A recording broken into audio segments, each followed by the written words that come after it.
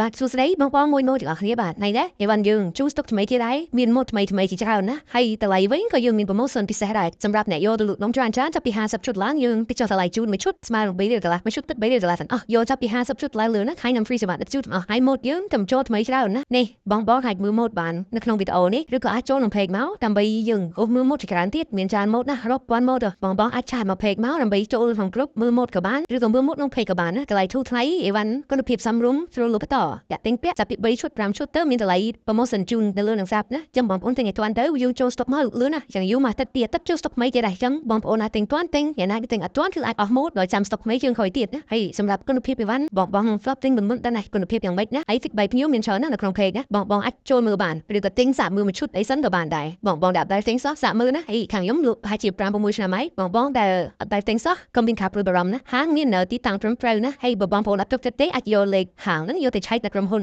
បុនធម្មឬក៏ JNT បានណាថាហាងមានផ្នែកអីវ៉ាន់ជារៀងរាល់ថ្ងៃអត់បាទជាចុងក្រោយក៏សូមអរគុណបងមួយដែលគ្រប់គ្រងរហូតមកសូមអរគុណ